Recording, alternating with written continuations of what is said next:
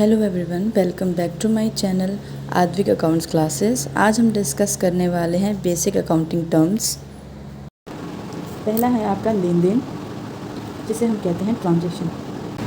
Business में होने वाले सौदे या फिर डील, जिसमें अकाउंट्स में हम पढ़ते हैं बिजनेस ट्रांजैक्शन।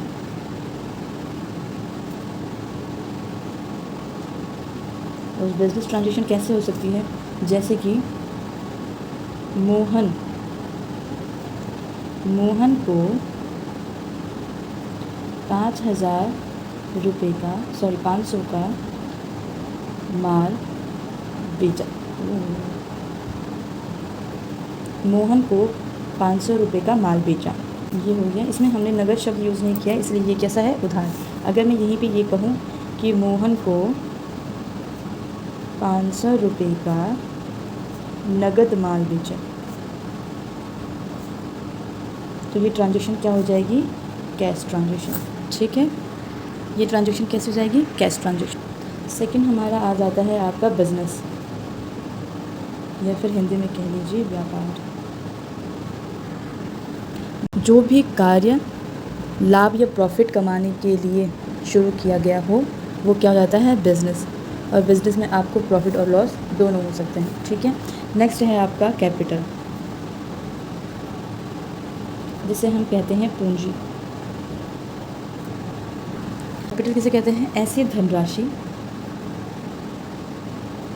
कैश, या फिर माल, गुड्स। ऐसी धनराशि या फिर माल जिससे बिजनेसमैन अपना बिजनेस शुरू करता है, उसे हम कैपिटल कहते हैं। तो हो गया आपका एसेट्स, जिसमें जाती हैं आपकी बिल्डिंग, फर्नीचर और आपकी मशीन। तो ये सब चीज़ें उसके कंट्रोल में हैं और ये सब चीज़ें उसने खुद खरीदी हैं, खुद जोड़ी हैं, तो ये क्या है, उसकी एसेट्स हैं। ठीक है, अब एसेट्स कितने टाइप की होती हैं, ज़रा ये भी देख लेते हैं। टाइप ऑफ एसेट्स, सबसे पहले आपका है फिक्स्ड एसेट्स। ठीक है, जिसके अंदर क्या है, ऐसी एसेट्स आती हैं जो लंबे टाइम तक रखी जा सकती हैं और आगे आगे उनका क्या होता है, अमाउंट बढ़ता जाता है। ठीक है, नेक्स्ट हो गया आपका, जिसके अंदर आ जाते हैं आपके बिल्डिंग, लैंड, मशीन, etc। ठीक, नेक्स्ट है यहाँ पर करंट एसेट। ये ऐसी एसेट्स होती हैं जिनको हम 1 साल के अंदर अंदर कैश में चेंज कर सकते हैं। जब हमें बिज़नेस को ज़रूरत पड़ती है कैश की, तो हम इसे कर सकते हैं, कैश में कन्वर्ट कर सकते हैं। ठीक है, इसको हम, ऐसी एसेट्स को हम फ्लक्चुएटिंग एसेट्स भी कहते हैं और सर्कुलेटिंग एसेट्स भी कहते हैं। ठीक है, जो एक टाइम के बाद क्या होती है, बेच दी जाती हैं। ठीक है, या कैश में कन्वर्ट कर दी जाती हैं। इसके अंदर आपके जाते हैं BR, stock debtor. BR bill receivable होता है। ठीक है, स्टॉक जहाँ पे स्टॉक है, कुछ टाइम बाद जब उसे बेच देंगे तो हमें कैश मिलेगा। डेटर जिसने हमारे पैसे देने हैं, कुछ टाइम बाद वो हमारे पैसे दे देगा। हाँ, ये तो ये भी क्या है, एसेट्स हैं, करंट एसेट्स हैं। नेक्स्ट है टेंजिबल एसेट, जिन्हें हम देख और छू सकते हैं, जैसे कि हमारी क्या है, बिल्डिंग है। ठीक है, बिल्डिंग भी इसी में आ जाती है। लैंड हो गया है ना, मशीन हो गया, फर्नीचर हो गया। ठीक है, और स्टॉक हो गया, ये चीज़ें आपकी टेंजिबल एसेट्स में आ जाती हैं। नेक्स्ट है इनटेंजिबल एसेट्स, ऐसे जो टेंजिबल के अपोजिट हो गए हैं, जो मतलब देखी नहीं जा सकती और छुई नहीं जा सकती हैं, ऐसी एसेट्स। ठीक है, जैसे आपका गुडविल हो गया, गुडविल हो गया आपका, ट्रेडमार्क हो गया आपका, और कॉपीराइट हो गया, पेटेंट हो गया, ये चीज़ें इसमें आ जाती हैं इनटेंजिबल में। ठीक, नेक्स्ट एसेट है आपकी वेस्टिंग एसेट्स। वेस्टिंग एसेट्स ऐसे एसेट्स जिनका हम एक टाइम तक यूज़ करते हैं और यूज़ करने के बाद वो ख़त्म हो जाती हैं। ठीक है, नष्ट हो जाती हैं, ये यूज़ करने लायक नहीं रहती हैं। जिसमें मेन आ जाती हैं आपकी माइंस। ठीक है, तेल के कुएँ है ना, और क्या बोलते हैं, और जो आपकी खदानें होती हैं, किसके कोयले की खदानें, हीरे की खदानें, तो ये चीज़ें क्या हैं, वेस्टिंग एसेट्स में आ जाती हैं। क्योंकि जब हम इसमें तेल निकालेंगे, या फिर जो भी हम आपका तेल निकाल सकते हैं हम इसमें से, या फिर हम कोयला वगैरह निकाल लेते हैं, तो उसके बाद जब ये खाली हो जाती है तो उस माइन की कोई वैल्यू नहीं रह जाती है। ठीक है, तो इसलिए इनको क्या कहते हैं, वेस्टिंग एसेट्स, जो एक टाइम के बाद क्या हो जाती हैं, वेस्ट हो जाती हैं, जिनके कोई मूल्य नहीं रहता, जिनकी कोई। अब 6 नंबर की हो जाती है लिक्विड एसेट। लिक्विड एसेट्स, इसको हम हिंदी में तरल एसेट, तरल संपत्ति या फिर चालू संपत्ति कहते हैं। या तो ये कैश हो सकती है, ठीक है, या फिर ऐसी कोई चीज़ हो सकती है जिसको हम जल्द ही कैश में चेंज कर सकते हैं, जैसे कि हमारा स्टॉक, जैसे ही स्टॉक बिका और हमें कैश मिल सकता है, ठीक है। तो लिक्विड एसेट में तो कैश आती है, या फिर ऐसी वस्तुएं आती हैं या ऐसी एसेट्स आती हैं जो जल्दी से कैश में कन्वर्ट हो सके, ठीक। अब एसेट्स के बाद हमारे लाइबिलिटीज़ क्या है? वह धनराशि जो बिजनेसमैन को क्या करना है, दूसरों को देना है, ठीक है, या उसका दायित्व कहता है, या उसकी लाइबिलिटी है जो उसे दूसरों का पेमेंट करना है, ठीक है। जैसे कि हमारा हो सकता है आपका बिल पेबल, जो हमने बिल पे करना है।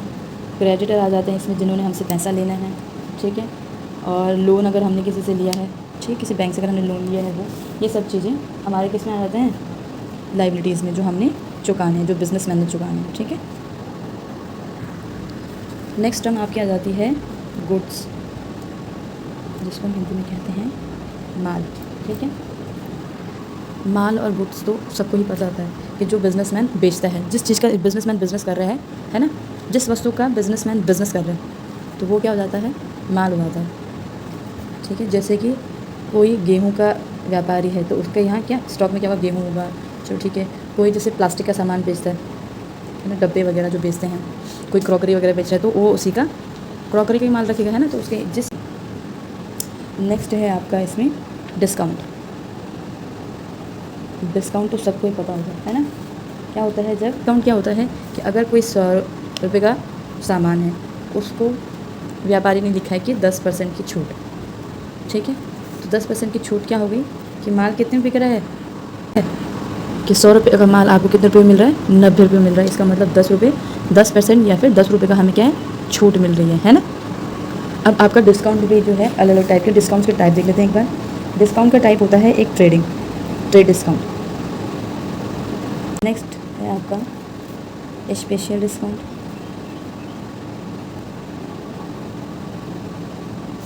और एक होता है आपका कैश डिस्काउंट, ठीक।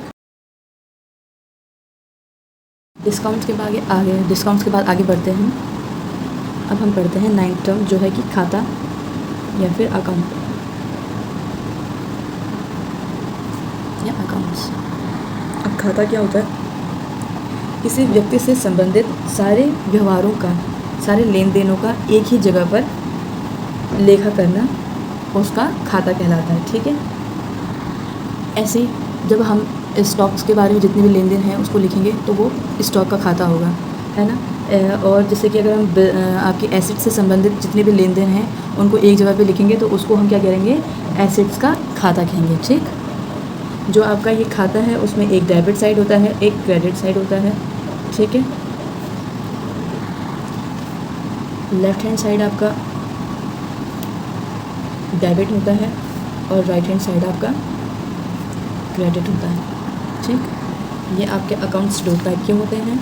एक तो आपका होता है पर्सनल अकाउंट, किसी इंसान का, किसी फर्म का, कंपनी का या फिर निगम का हो सकता है, ठीक है। पर्सन का, बिजनेस का, फर्म का, ठीक है, इनका हो सकता है, ठीक। अकाउंट इसमें पड़ जाता है। ये दो टाइप के होते हैं आपके, रियल अकाउंट और nominal.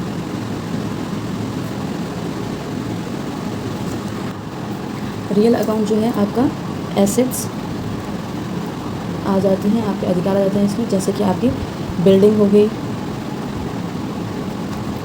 Furniture, land, plant and machinery,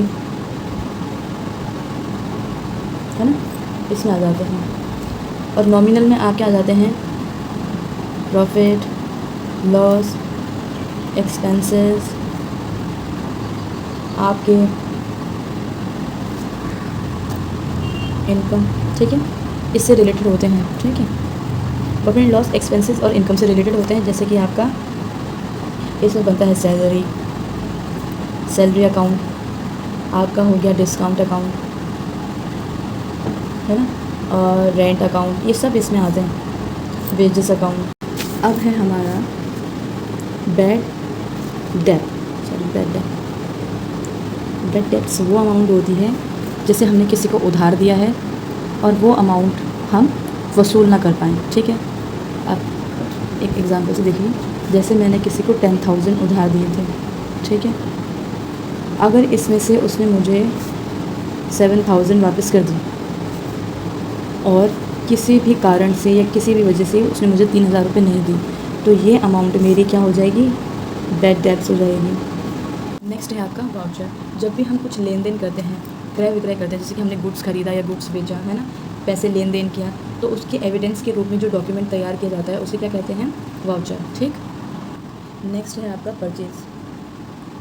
purchase क्या है, जब अगर मैं अपना बिज़नेस शुरू करूँगी और मुझे माल की ज़रूरत है, तो मुझे माल बनाने के लिए रॉ मटेरियल चाहिए। तो जब मैं रॉ मटेरियल लेने जाऊँगी, उसे ख़रीदूँगी, तो उस ख़रीद को मैं क्या कहती हूँ, परचेज़। और ये क्या हो सकता है, क्रेडिट भी हो सकता है और कैश भी हो सकता है, उधार भी हो सकता है और नगद भी, ठीक है। परचेज़ दो टाइप का है आपका, उधार और नगद। फिफ्थ है आपका एंट्री। एंट्री क्या होता है, जितने भी हमारे लेन देन हो रहे हैं उनको लिखना। एक पुस्तक जो हमारी होती है ना, जो हमारी बुक है, उस बुक में लिखना, उसे क्या कहते हैं, एंट्री करना है। 16 है आपका purchase return. Purchase return. Purchase return क्या होता है, परचेज़ रिटर्न में क्या आ जाता है आपका, जो भी माल हमने खरीदा अगर उसमें से कुछ ख़राब आ जाता है और मैं उसको वापस कर देती हूँ, ठीक है, उसको हम क्या बोलते हैं, परचेज़ रिटर्न, या फिर हम इसको रिटर्न आउटवर्ड भी कहते हैं। है आपका सेल्स। जो भी हमारे बिज़नेस में माल है उसको जब हम बेचते हैं, है ना, तो क्या होता है, सेल्स होता है। सेल्स में दो टाइप की होती हैं, क्रेडिट सेल्स और कैश सेल्स, उधार और नगद, ठीक है। सेल्स हो गया। अब है सेल्स रिटर्न। जब हमारा सेल्स रिटर्न में क्या है, जब खरीदने वाले को लगे कि ये सामान जैसा मुझे चाहिए था वैसे नहीं है, ये ख़राब माल बेचा, तो वो सामान क्या कर देता है, वापसी कर देता है, तो उसे क्या हो जाएगा, सेल्स रिटर्न। नेक्स्ट है आपका डेटर। डेटर्स, जिन्होंने, डेटर क्या होते हैं, जिनसे हमने पैसा लेना होता है, ठीक है, जो हमको पैसा देंगे। जैसे अगर हमने उधार माल वगैरह बेचा तो उसमें हमारे पैसे देने हैं। स्टॉक, जिसको हम हिंदी में रहतिया कहते हैं। जब हम अपना अकाउंट क्लोज़ कर रहे होते हैं, है ना, बैलेंस शीट वगैरह बनाते हैं, लास्ट में जो हम क्लोजिंग कर रहे होते हैं, जो माल बिना बिके बचा होता है उसको हम क्या कहते हैं, स्टॉक कहते हैं, बचा हुआ माल, ठीक है। नेक्स्ट है आपका डेबिट, जो कि लैटिन भाषा की डेबिट टर्म से लिया गया है, जिसका मतलब क्या है, ड्यू फॉर दैट,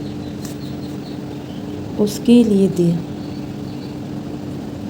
इसके लिए पेमेंट की गई है, ये है इसका मतलब। और डेबिट को हिंदी में हम कह रहे हैं नामे, ठीक। नेक्स्ट है क्रेडिट, जो लैटिन भाषा की क्रेडिट से लिया गया है और इसका मीनिंग है ड्यू टू दैट, ठीक, उसको दे, उसको दे। और क्रेडिट को हम क्रेडिट को जो है हम हिंदी में कहते हैं जमा, ठीक। नेक्स्ट है आपका रेवेन्यू। राइटिंग को इग्नोर करना प्लीज़, राइटिंग को थोड़ा इग्नोर करना प्लीज़। रेवेन्यू व्यवसाय की आयों से मतलब, ठीक है, बिज़नेस की जो इनकम होती है उनको हम रेवेन्यू कहते हैं, जो नियमित रूप से हमें प्राप्त होती रहती है, ठीक है।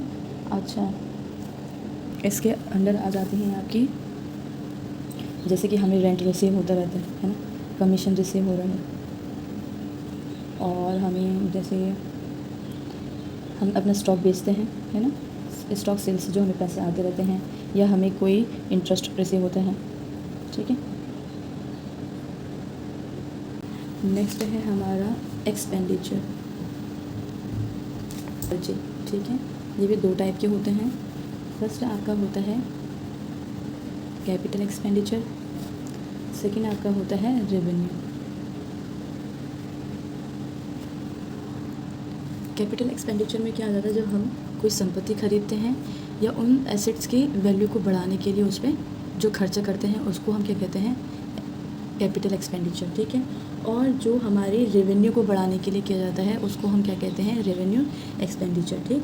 नेक्स्ट है हमारा एक्सपेंसेस, आपका माल और जैसे आपका गुड्स और सर्विस को जो हम यूज़ करते हैं ना, उसको बेचने में जो लागत आती है उसको हम क्या कहते हैं, व्यय कहते हैं लेखांकन की भाषा में, ठीक है। जैसे कि वेतन, किराया, मुद्रण, है ना, ब्याज देना, कमीशन देना, डेप्रिसिएशन हमारा जो लगता है, ये सब क्या होता है, बिल उसमें होते हैं आपके एक्सपेंसेस में। अब नेक्स्ट है हमारा इनकम। अब हमने सेल की, हमें पैसा मिला, जिससे हम क्या कह रहे हैं, रेवेन्यू, ठीक है। रेवेन्यू में से हम एक्सपेंसेस माइनस करेंगे तो हमारी क्या आएगी, इनकम। और एक्सपेंसेस क्या है, उस माल को बनाने में और जो हमने मजदूरी वगैरह सब जो दी, वो माल बना, ठीक है, हमने उसे बेचा, हमें पैसा मिला, वो जो उस माल को बनाने या मजदूरी देने में जितना भी हमारा खर्चा हुआ हम उसको माइनस करेंगे, उसके बाद हमारा जो बचेगा उसे हम इनकम कहेंगे। नेक्स्ट है हमारा लॉसेस। अब लॉसेस क्या हो जाएगा, जैसे कि मेरे पास बिल्डिंग है, ठीक है, तो मान लीजिए मेरे पास लैंड है, जैसे कि मेरे पास लैंड है और उसकी वैल्यू अभी है 2 लाख, ठीक है, और जब मैं उसको बेचने जाती हूँ और उसका मुझे मिलता है 1.5 लाख, तो मैं क्या हो गई हूँ, 50,000 की मुझे क्या हो गया है, लॉसेस हो गया है, सॉरी लॉस हो गया है, ठीक है, 50,000 का मुझे क्या हो गया है, लॉस, ठीक है। अब है हमारा गेन। नेक्स्ट है गेन। गेन इसी को ले लीजिए, 2 लाख की ज़मीन मैंने 2.5 लाख में बेच दी, तो मुझे क्या हो गया, 50,000 का गेन। ये थे कुछ अकाउंट्स के बेसिक टर्म्स, कुछ रह गए होंगे तो उन्हें आगे कवर कर लेंगे। आई होप आपको वीडियो पसंद आई होगी। Thank you for watching. मिलते हैं नेक्स्ट वीडियो में।